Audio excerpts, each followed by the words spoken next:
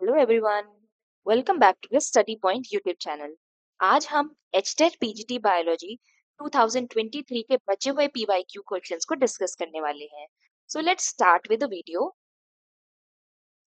हमारे पास आज का पहला क्वेश्चन है, which one of these does not have synovial joints? इनमें से किसके पास साइनोवियल जॉइंट नहीं होता, राइट? तो एनसीईआरटी का ये जो मैंने स्क्रीनशॉट लगाया है, इसमें हम देख सकते हैं साइनोवियल जॉइंट्स के बारे में बताया है। और बॉल एंड सॉकेट जॉइंट्स एक तरह का साइनोवियल जॉइंट होता है जो कि ह्यूमरस और पेक्टोरल गर्डल के वहां पाया जाता है। हिंज जॉइंट भी एक तरह का साइनोवियल जॉइंट है। पाइवोट जॉइंट भी एक तरह का क्या है, साइनोवियल जॉइंट है। और ग्लाइडिंग जॉइंट भी, सैडल जॉइंट भी। बट हमें यहाँ पे वर्टिब्रे कहीं भी देखने को नहीं मिल रहा। वर्टिब्रे एक साइनोवियल जॉइंट नहीं है। सो इसका ऑप्शन क्या होगा? Answer number 3। Now next question की तरफ बढ़ते हैं। Which of the following is correct for human brain capacity in the process of evolution of man? इसमें से क्या सही है about the brain capacity? Homo habilis की 680, होमो इरेक्टस की 900, नियंडरथल मैन की 1450, राइट? तो हम इसमें से देख सकते हैं चार्ट के थ्रू। होमो हैबिलिस हमें अप्रोक्सीमेटली 900 के करीब ही दिखने को मिल रहा है, 800 है, राइट? फिर सॉरी, होमो हैबिलिस हमें 680 के करीब देखने को मिल रहा है, बिटवीन 600 एंड 800। होमो इरेक्टस हमें 1000 से 1200 के बीच, दैट इज 900 के करीब देखने को मिल रहा है। नियंडरथल मैन, नियंडरथल भी हमें कहाँ मिल रहा है? अप्रोक्सीमेटली 1400 के बाद ही मिल रहा है, तो इसको 1450 भी बोला जा सकता है। तो इसका सही आंसर क्या होगा? All the statements are correct. Now moving to next question. Hisardale is a new breed of sheep developed from. Hisardale जो एक न्यू ब्रीड है शीप की, वो कहाँ से डेवलप हुई है, ये बताना है। इसे एनसीईआरटी के हम स्क्रीनशॉट से देख सकते हैं। Hisardale is a new breed of sheep developed in Punjab by crossing Bikaneri ewes and Merino rams. तो ये हमें कहाँ दिख रहा है? Option developed by crossing Bikaneri ewes and Merino rams. तो इसका सही आंसर क्या होगा? Option number 2, right? Moving to next question now. Which of the following is incorrect for birds? इसमें से क्या birds के लिए incorrect है? तो एस्टेट ने इसके दो आंसर्स दिए हुए हैं। पहला ऑप्शन है बर्ड्स हैव मोनोफाइलेटिक ओरिजिन। ये बात बिल्कुल सही है, क्योंकि बर्ड्स एक कॉमन एंसेस्टर से ही सारी अराइज हुई हैं, इवॉल्व हुई हैं, जो कि क्या है? थ्योरोपॉड डायनासोर्स।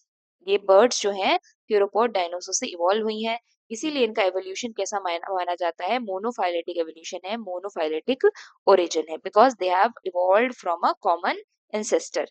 सेकेंड ऑप्शन है birds fly on the principle of direct movement. तो ये बिल्कुल गलत स्टेटमेंट है। बर्ड किस प्रिंसिपल पे फ्लाई करती है? On the principle of aerodynamics, not the direct movement. तो ये जो हमारी स्टेटमेंट है, ये कैसी हो गई है? फॉल्स हो गई है। नेक्स्ट हमारे पास है years of birds have cochlea with organ of Corti. पूरा कॉक्लिया प्रेजेंट होना ये थोड़ा एडवांस फीचर है, और ये बर्ड्स में नहीं पाया जाता। इनके पास कॉक्लियर डक्ट तो होती है, and simplified organ of Corti इनके पास प्रेजेंट होते हैं, which are adapted for their hearing, though it is less complex as compare to the mammals, right? इनके पास होता है, बट उतना एडवांस और कॉम्प्लेक्स नहीं होता। तो ये स्टेटमेंट एस्टेट ने गलत मानी है। Longest distance travelled by migratory bird is 90,000 kilometres. तो ये बिल्कुल सही है। जो आर्कटिक टर्न है, उस वो एक रिकॉर्ड बनाया है उसने, जो कि कितने का रिकॉर्ड है? 90,000 किलोमीटर एनुअली वो फ्लाई करती है from Arctic to Antarctic region. तो ये स्टेटमेंट भी फैक्चुअल है, बिल्कुल सही है। ये दोनों आंसर्स फॉलो नहीं करते, सो ऑप्शन नंबर 2 और ऑप्शन नंबर 3 दोनों इसके आंसर्स पॉसिबल है, right? Now moving to the next question. Which of the following is not a flying mammal? इनमें से कौन सा flying mammal नहीं है? तो अगर हम बात करें राइनोलोपस की, साइनोप्टेरस की और डेमोटस की, ये तीनों क्या है? जेनरा है बैट के, बैट के। और बैट ही हमें पता है ओनली फ्लाइंग मैमल जो एग्जिस्ट करते हैं, वो क्या है? बैट है। और ये तीनों जेनरा किसके हैं? फ्लाइंग जो मैमल है, जो कि बैट है, उसके जेनरा है। जबकि जो ये एरिनेशियस है, एरिनेशियस किसका जीनस है? हेजहॉग्स का जीनस है, जो फ्लाई में कैपेबल नहीं है, फ्लाइट के लिए कैपेबल नहीं है। सो इनमें से कौन सा फ्लाइंग मैमल नहीं है? तो आंसर होगा रैनिकेशियस, बिकॉज ये तीनों बैट के ही जीनस हैं और ये फ्लाई कर सकते हैं, ये नहीं कर सकता। तो 121 का करेक्ट आंसर है ऑप्शन नंबर 1। अगला क्वेश्चन है, etiolation in plants is caused by, etiolation क्यों देखने को मिलता है? पहली बात तो इटियोलेशन एक फिजियोलॉजिकल रिस्पॉन्स है द लैक ऑफ लाइट। अगर प्लांट को लाइट नहीं मिल रही है तो प्लांट क्या शो करता है? इटियोलेशन शो करता है। इटियोलेशन क्या होता है कि ऐसा प्रोसेस है जहाँ पे प्लांट थोड़ा लॉन्ग हो जाता है और क्या हो जाता है? पेल। पेल यानी थोड़ा पीला सा पड़ने लगता है, थोड़ा फेडेड सा लगने लगता है, पीलापन सा आ जाता है because of lack of chlorophyll due to lack of light, and this happens when a plant is grown in the absence of sunlight। जब सनलाइट नहीं मिलती प्लांट को तो उसमें जो क्लोरोफिल है वो भी कम पड़ने लग जाता है, क्लोरोफिल की अमाउंट जो है वो लिटिल रह जाती है, कम रह जाती है, जिसकी वजह से प्लांट फेडेड सा पेल लगने लगता है। तो इसका सही आंसर क्या होगा? Etiolation is caused by being grown in dark, क्योंकि प्लांट को सनलाइट नहीं मिल रही है, डार्क में ग्रो कर रहा है, तो इटिलेशन देखने को मिलता है। डेफिशिएंसी ऑफ आयरन से क्या हो जाता है? क्लोरोसिस हो जाता है, that is yellowing of leaves. Calcium की डेफिशिएंसी से क्या हो जाता है? प्लांट की जो ग्रोथ है वो अ, रुक जाती है, स्टंटेड सी ग्रोथ रह जाती है, विल्टिंग, उसमें मुरझायापन देखने को मिलता है। और ये किसकी वजह से होता है? Due to the deficiency of calcium, right. Virus infection की वजह से भी कई सेलुलर प्रोसेस इफेक्ट होते हैं। Etiolation in plants is caused by being grown in dark. इसका सही आंसर होगा ऑप्शन नंबर 3। हमारे पास नेक्स्ट क्वेश्चन है, बहुत ही इजी क्वेश्चन है ये। Match the column 1 with column 2। पॉलीराइबोसोम्स किस में रिस्पॉन्सिबल है फॉर प्रोटीन सिंथेसिस? तो ऑप्शन नंबर ए का क्या हो जाएगा? फर्स्ट दो ऑप्शंस में देखने को मिल रहा है हमें। एसिड हाइड्रोलिसिस कहाँ पाए जाते हैं? These are found in the lysosomes. SER किसके लिए रिस्पॉन्सिबल है? स्टेरॉइड सिंथेसिस के लिए, लिपिड फॉर्मेशन के लिए, राइट। तो सी का होगा फिफ्थ। तो एक ही ऑप्शन में हमें सी फिफ्थ में देखने को मिल रहा है, ऑप्शन नंबर 3। आगे भी देख लेते हैं, थाइलोकॉइड कहाँ प्रेजेंट होते हैं? Grana cisternae cristae are present in mitochondria. तो इसका आंसर क्या होगा? Option number 3। अगले क्वेश्चन पे चलते हैं। Which of the following is a parasitic green algae? इनमें से कौन सा पैरासिटिक ग्रीन अलगी है? Porphyra, Harveyella, Trebouxia and Cephaleuros, right. तो इसका सही आंसर क्या होगा? इसका सही आंसर होगा Cephalosporus। Cephalosporus is a genus of green alga that is found to be parasitic on plants like tea and coffee, and this condition is known as red rust। तो ये किसके ऊपर पैरासिटिक है? टी और coffee के plants पे, right. और उनमें कौन सी कंडीशन ये कॉज करवा देता है? The condition of red rust. तो ये एक ऐसा ग्रीन अलगी है जो पैरासाइट की तरह पाया जाता है। बाकी जो ऑप्शन है पोरफायरा, पहली बात तो वो ग्रीन अलगी नहीं है, कैसा अलगी है? रेड अलगी। हार्विएला कैसा अलगी है? रेड अलगी। और ट्रीबॉक्सिया भी कैसा अलगी है? ये कैसा है? सिम्बायोटिक अलगी है, जो कि लाइकन्स के साथ पाया जाता है, लाइकन्स में पाया जाता है, राइट। तो इसका सही आंसर होगा option number 4। Now moving to next question. Which of the following is a waterproofing substance secreted by the cork and endodermal cells? इनमें से कौन सा सब्सटेंस कॉर्क और एंडोडर्मल सेल्स रिलीज करती है? तो सही आंसर होगा इसका option number second, that is क्या आंसर है? Suberin, right.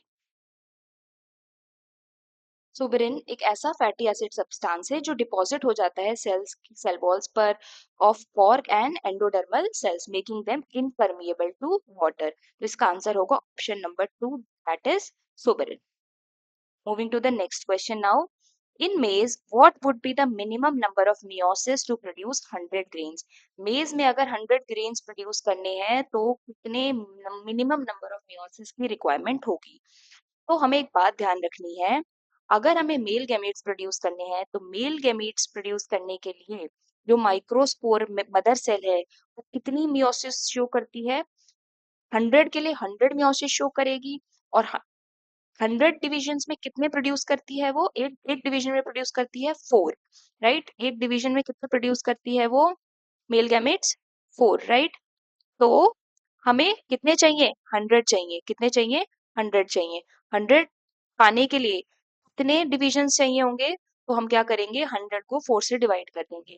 100 is the number of the male gametes required. कितने मेल गैमेट्स चाहिए? 100। और कितने डिविजन्स, कितने गैमेट्स चाहिए पर डिवीजन? हर डिवीजन से 4 गैमेट्स मिल रहे हैं, तो 100 डिवाइडेड बाय 4 क्या देता है 25, राइट। अगर फीमेल गैमेट्स प्रोड्यूस करने हैं, फीमेल गैमेट्स कहाँ से प्रोड्यूस होंगे, मेगास्पोर मदर सेल से, और हर मेगास्पोर मदर सेल एक मियोसिस में एक ही फीमेल गैमेट प्रोड्यूस करता है, राइट। तो number of female gametes required कितने हैं 100। गैमेट्स पर डिवीजन कितने गैमेट्स प्रोड्यूस होते हैं फीमेल गैमेट्स पर डिवीजन, वो होते हैं 1, तो 100 डिवाइडेड 1 इज ऑल्सो 100। अब टोटल हमें मियोटिक डिवीजन चाहिए, तो total male division plus female division को ऐड कर देंगे। मेल डिवीजन कितनी निकली थी 25, 25, और फीमेल डिविजन कितनी है 100, तो answer will B minimum 125 number of meiosis will be required to produce 100 grains, that is option number 4। अगला क्वेश्चन देखते हैं, the interface nucleus is enclosed in, interface nucleus किसमें एनक्लोज होता है, इसका सही आंसर होगा ऑप्शन नंबर 3। ये फीचर है इंटरफेस न्यूक्लियस का, that it has a porous double membrane. अगले क्वेश्चन की तरफ चलते हैं, which of the following microorganism is nature's genetic engineer, nature का जेनेटिक इंजीनियर किसको बोला जाता है, ये भी फैक्चुअल क्वेश्चन है, एग्रोबैक्टीरियम ट्यूमीफेशियन को बोला जाता है। Moving to the next question now, the three domain classification system is primarily based on differences in, जो थ्री डोमेन क्लासिफिकेशन सिस्टम है जो किसने दिया था, कार्ल वूस ने दिया था, उन्होंने डिवाइड किया था बैक्टीरिया में, आर्किया में और यूकैरियोटा में। तो ये किस बेसिस पर डिवीजन हुई थी, on the basis of ribosomal RNA, यानी आरएनए के बेसिस पर ये डिवीजन की गई थी। तो इसका सही आंसर होगा ऑप्शन नंबर 1, राइबोसोमल आरएनए।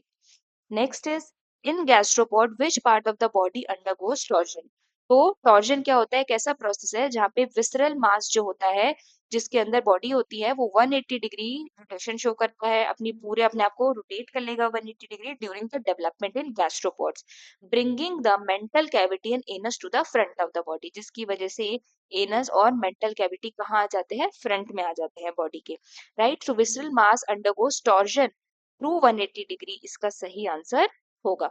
तो विसरल मास है जो टॉर्जन शो करता है, option number 1 will be the correct answer. Next question is, match the column 1 with column 2 and select the correct answer using the codes given। तो रोजी हम सबको पता है, it was the first transgenic cow that produced protein enriched milk, specially it produced कौन सा, human alpha lect albumin produce करती है, राइट। तो इसका किससे मैच करेंगे हम इसको, रोजी को प्रोटीन एनरिच्ड मिल्क से।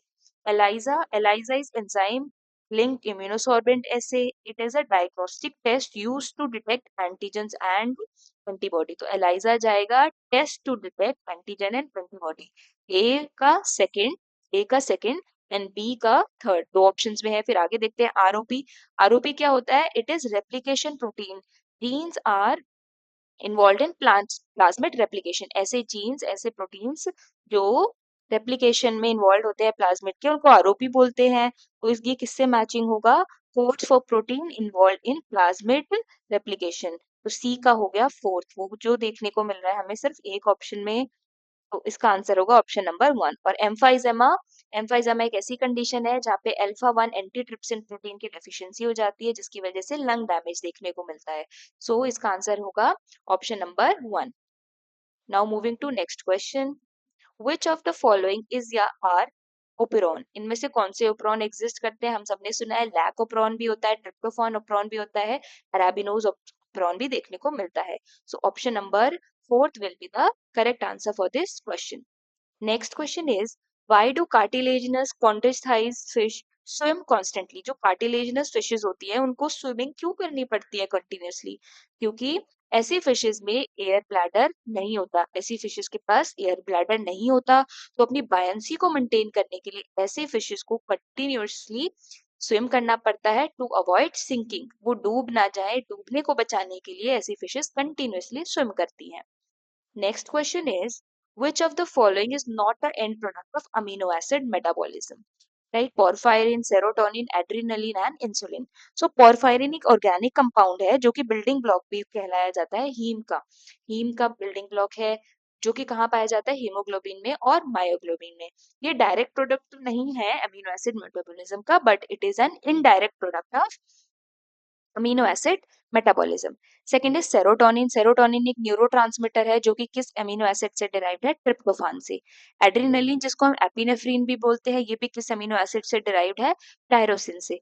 इंसुलिन जो एक हार्मोन है वो खुद तो अमीनो एसिड्स का बना होता है, अमीनो एसिड्स की मल्टीपल चेन्स का बना होता है, बट ये किसी भी अमीनो एसिड्स का डेरिवेटिव नहीं है। सो इसका करेक्ट आंसर है answer number 4, that is insulin. Next is what is the role of albumin in the blood plasma? Blood plasma में albumin का क्या काम है? तो albumin जनरली किस में रिस्पॉन्सिबल है? ऑस्मोटिक प्रेशर को मेंटेन करने के लिए, हेल्प्स इन ऑस्मोटिक बैलेंस। तो इसका आंसर होगा ऑप्शन नंबर 1। औरों को भी देख लेते हैं। डिफेंस मैकेनिज्म में कौन सा प्रोटीन काम करता है ब्लड प्लाज्मा का? That is globulins. Globulins is responsible for defence mechanism. Fibrinogen जो है वो किस लिए होता है? For the clotting. ब्लड की क्लॉटिंग कराने के लिए कौन रिस्पॉन्सिबल है? फाइब्रिनोजन। और कार्बन डाइऑक्साइड को कैरी करने का काम तो बिल्कुल भी नहीं हो सकता एल्ब्यूमिन का, बिकॉज ये डिसॉल्व स्टेट में प्लाज्मा में बाइकार्बोनेट आयंस के थ्रू कैरी की जाती है। So correct answer will be helps in osmotic balance, that is option number 1। Now our next question is which of the following is not part of the nerve cell body? इनमें से कौन सा nerve cell body का part नहीं है? Nissl's granules पाए जाते हैं, बिल्कुल। निसल्स ग्रैन्यूल क्लस्टर्स में पाए जाते हैं। These are the clusters of RER found in the cell body of the neurons which are responsible for protein synthesis as they are a part of the nerve cell body, right? So Nissl's granules part होते हैं। Next option is centriole. Centrioles एक ऐसे organelle होते हैं जो cell division में काम करते हैं, राइट? सो ये क्या है? ये सेल बॉडी में प्रेजेंट नहीं होते, राइट? ये सेल बॉडी का, नर्व सेल बॉडी का पार्ट नहीं होते हैं। Next option is lipochrome granules, right? Lipochrome granules जो होते हैं, these are pigments granules that accumulate in the neuron with age. Age के साथ ये accumulate करने लगते हैं न्यूरॉन्स में, और they are the part of the cell body. और माइलिन क्या होती है? माइलिन एक इंसुलेटिंग एक्सॉन लेयर है जो कि जो हमारा जो प्रोसेस होता है साल्टेशन का, उसके लिए रिस्पॉन्सिबल होती है ना? And it is also not a part of the cell body. Cell body का पार्ट नहीं है, ये एक्सॉन का पार्ट कहलाई जाती है। सो इसका सही आंसर होगा centriole and option number 4, that is myelin. Estate के अकॉर्डिंग दोनों ही आंसर करेक्ट है। निसल्स बॉडी पाए जाते हैं सेल बॉडी में, और लाइपोक्रोम ग्रेन्यूल्स भी पाए जाते हैं, जबकि सेंट्रियोल और माइलिन नहीं पाए जाते। हमारा लास्ट क्वेश्चन है, alpha toxin is not produced by. Alpha toxin किससे प्रोड्यूस नहीं होता? तो ये बिल्कुल ही फैक्चुअल क्वेश्चन है कि कौन नहीं प्रोड्यूस करता अल्फा टॉक्सिन को? क्लेविसेप्स और क्लेडोनिया। क्लेडोनिया और क्लेविसेप्स अल्फा टॉक्सिन प्रोड्यूस नहीं करते। पेनिसिलिन और एस्पार्जिलस प्रोड्यूस करते हैं। तो इसका सही आंसर दोनों हो सकते हैं, ऑप्शन नंबर 2 भी और ऑप्शन नंबर 4 भी, राइट? बाकी के क्वेश्चंस हम नेक्स्ट वीडियो में डिस्कस करने वाले हैं। And thank you for watching the video. See you in the fourth part of this video. Thank you so much.